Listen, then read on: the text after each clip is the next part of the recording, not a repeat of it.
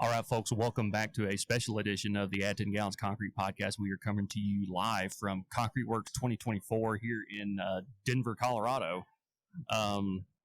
It's been a little busy. I mean, we had a couple hours worth of showtime yesterday, exhibit hall time, and went to a meeting. We've seen several folks that we know, and it's actually been a little busier this morning than we originally thought. What do you think? Yeah, happy to be here. The NRMCA ConcreteWorks show is got to be one of the most well-organized shows I've seen, and they're doing the right things. Last night, a couple hours here, but they had an open bar. Everybody came for that. That helped. And thankfully, our booth was right next to one of the bars this morning. They had a nice breakfast out for people. So, shout out Gaylord for providing such good stuff, and shout out NRMCA for organizing such a great event. Yeah, it's one of the more it seems like it's more laid back than a lot of other shows we go to. And I think it's mostly because the driver competition, the mixer driver competition is it's almost like the focal point of this thing. That's because everybody talks about it. And I think, because that's such a big, fun event, it's just kind of spread out throughout the rest of the show. And everybody's more laid back. It's, I don't know. I really like this show. I think I like it a lot better than some of the other shows we go to. Yeah, there is a good feel. I'm not a big vibes guy, but I think if you had to put that on it, you would say there's good vibes at this show. Yeah. Nice mix of truck drivers who are being recognized, guys who probably get like the short end of the stick when people talk about this industry, but this is one of those times where they're getting celebrated. But you've also got a ton of technical people here, very highly technical. A lot of our friends are here. It's good to see a lot of people we know. Yeah, a lot of people we know in all aspects. You got the drivers, you got the higher up decision makers, you got mid-level guys. I've seen spouses. We've got kids running around out here. We brought our wives with us. They're out and about, hanging out this weekend, and so it's a fun event. I encourage anybody to come to a ConcreteWorks if there's one in your region. Yeah, absolutely. So this is the first one we've been to in a while. Yeah, but it's really grown. You can tell it's grown because we didn't come for several years, and you see it now. And wow, they're really doing something. Craziest thing I've seen so far at the show. I want to get this out there. Earlier this morning, a lady just stopped at the back of our booth and was looking behind the banner that we have set up back here. She's looking behind it and she goes, "Oh, what are you doing? Pooping?" And I was like, "What is she talking about?" And then out comes a 2-year-old running, just comes screaming out from behind our booth. It falls on his face. And I was like, "Oh, that makes a lot more sense now." Yeah, those of us with kids, it doesn't even faze us. Oh, okay, it's just a child pooping some random place, probably. I mean, I don't even care if it's in our booth. Had I seen the diaper wearing child before, I would have understood. But this lady's just staring off at our suitcases and stuff. It was wild. No context there. No context. Yeah, exactly. That's awesome. But yeah, we this is kind of like an intro kind of video that we're going to do right now in preparation for a couple other interviews that we're going to be doing. Got a few folks lined up. We got a few hours of show of exhibit hall this morning, and we got a couple more hours later. And in the meantime, we'll probably just be grabbing people. We may come back into here just to record. I mean, between exhibit hall hours. So we'll try to have a full slate for everybody here at ConcreteWorks 2024. So y'all stay tuned. All right, welcome back to the podcast, and we have with us one of our favorite humans on earth, Lee Thrasher. Thank you for joining us, bro. Glad to be here. Thank you very much. Did you say so? If you're watching the clip, he just did an expert head tilt into the microphone. It was absolutely perfect. If you're listening to audio only, just know that we have a real professional here with us today. That's showbiz, baby. Great coaching. Oh, there it was again. Perfect. All right.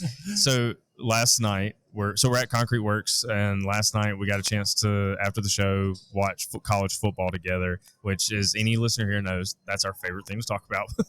Absolutely. It was a great night. Great day. Great night of college football. Had a blast. Thank you guys for joining us. It was a lot of fun. Yeah, it was October 12th is the Saturday that we were here. So if you guys watched, it was mayhem in college football. LSU Ole Miss goes to overtime. The Penn State USC game goes to overtime, but the big one that we were watching together was the Tennessee Vols versus the Florida Gators. And Lee, you're a big Tennessee fan. Yes, go Big Orange. And Joey, you are sometimes a Tennessee fan. I am a Tennessee fan, just emotionally damaged for the last 20 years. Yes, and Florida has been the crux of that damage. At Golly. times. It's like we've only beat them like 7 times in the last 30 years. Like, I don't think people realize that. Like, that's how little we've beat them. I think we've beat Bama more than we've beat Florida in the last 30 years. I think that's right. Could be. And that's insane. But we had a great time watching that game. So I appreciate you inviting us out to the table, man. That was a good time. Thank you. Yeah, it's kind of what happens at ConcreteWorks, right? Concrete people getting together and just having a good time and celebrating the industry and everything we all do. It's a lot of fun. Well, we think this show's been really well run. What's your experience here at the show so far? I'm just really pleased that as we get further away from COVID, things like this really do feel normal. Mm-hmm. You know, they were talking about it's another record year of driver entries in the Mixer Championship, which is like the highlight of the week. And that's the best of the best of our business, and it's so much fun to get together and celebrate those guys.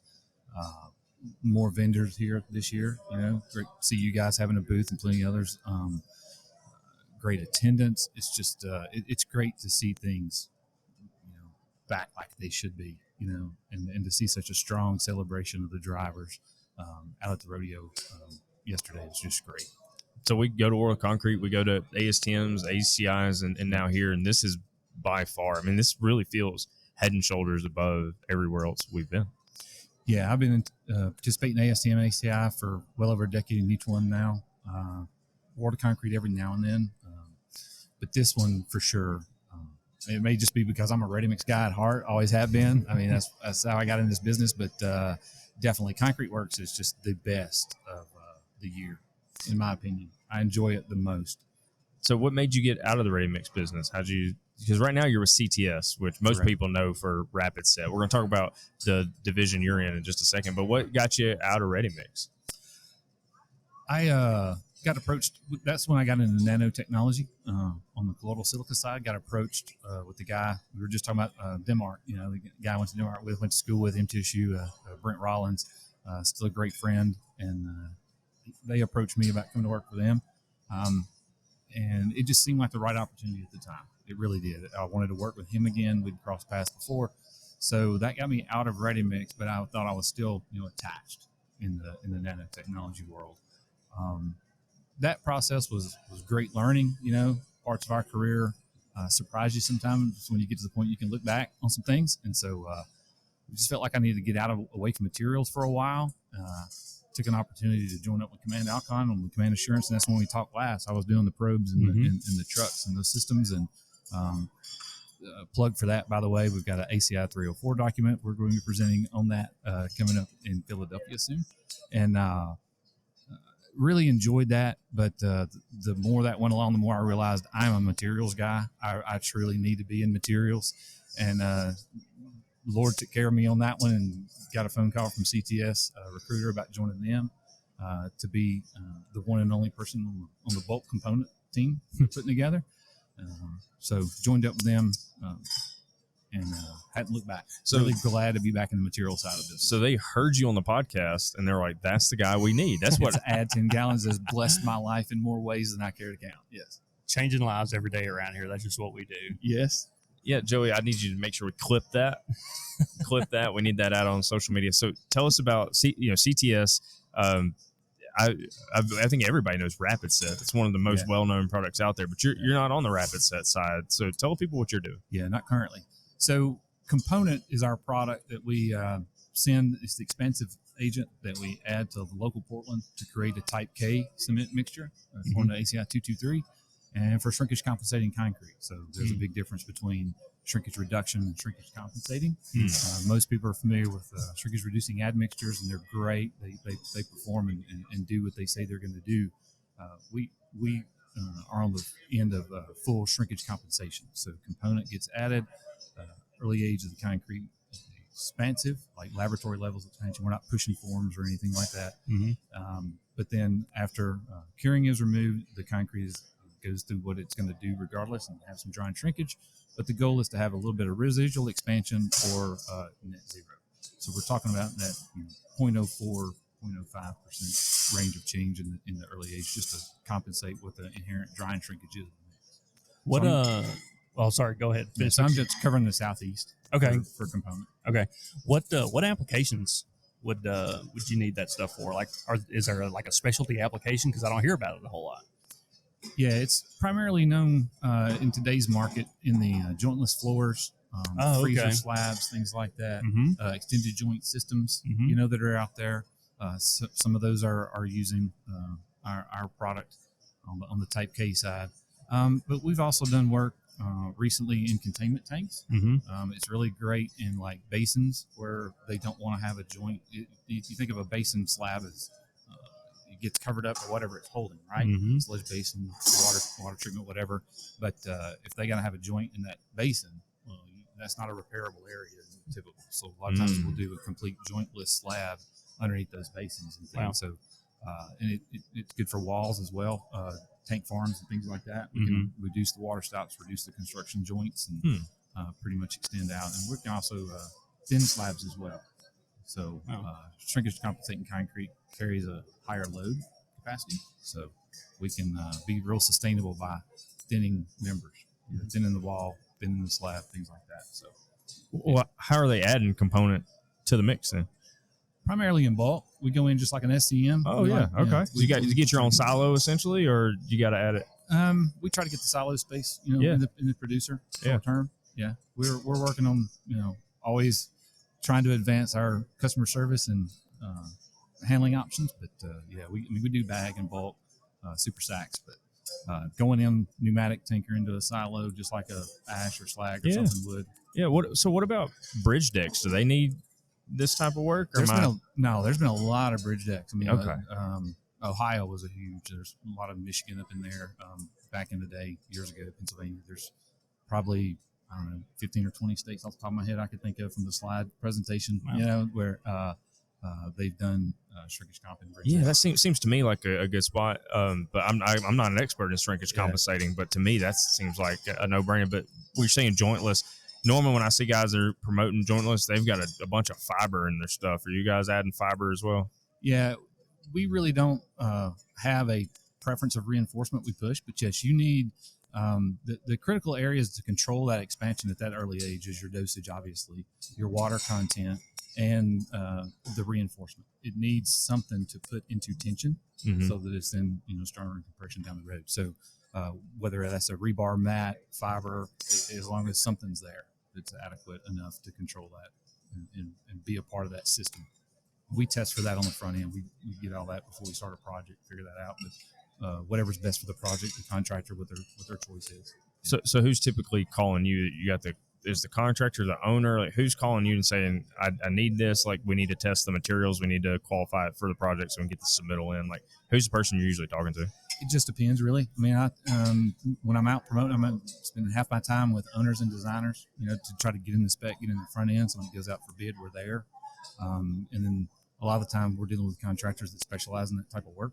And they're either flipping a project or converting something, or that's just what they're promoting as their system to that owner, to that developer. And we go in with them on that. Okay, that's fascinating. I didn't realize it was like a bulk SEM. I actually thought it was smaller than that. And you were adding it like you would add fiber. You're adding your special little package. So that's good to know that it's bigger than that. Yeah. So a lot of people don't know that you can still get Type K cement today. We still make Type K cement.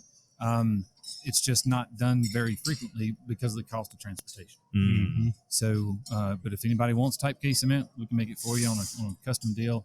The Type K cement chemically, in simplest terms, is basically about 85% Portland and 15% the expansive nature of the change of the system. So today's world, we're just shipping that component.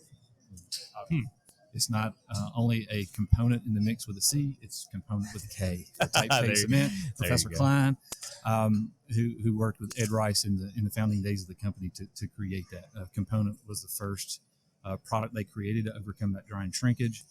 Shortly thereafter, developed what became Rapid Set, and off to the races ever since. So, well, man, really appreciate you taking time out of your show, sitting down with us. I'm so glad that Tennessee beat Florida, even if it was in overtime, because I didn't want you and Joey coming on here crying in the middle of the podcast. We're used to it. I mean, nothing new to us recently. It would have just led to a lot quicker subject change. That's all. You guys don't come out of your hotel rooms. Well, hey, look, as a Bama fan, we just lost to Vandy last week. We barely beat South Carolina, so I don't have any legs to stand on. I'm just giving you a hard time. Yeah, I told somebody earlier today, talking about the game coming up on Saturday. I said, you won't hear me say this very often, but all we have to do is play as good as that other team in the state. As long as we play as good as Vandy, we've probably never said that before ever in the history of third Saturday in October. But that's all we got to do is play as good as Vandy. That's right. Never thought we'd see the day, but SEC's wide open this year. We've talked about it just about all weekend. There's Texas on one end, Mississippi State on the other end, and everybody else in the middle is just fighting for no telling what. Yeah, I mean, especially after watching that game last night, on the screen beside the Tennessee-Florida game is that Vandy-Kentucky game. And I tell you, those two guys on our schedule just kind of took on a whole new dynamic watching that game. It's going to be tough. Yep. Can't count out nobody this year. Well, look forward to texting you every time my team scores a touchdown on Saturday. Roll Tide, brother. But thanks again for being here. Really appreciate you coming on. Yeah, thanks for having me. Thanks.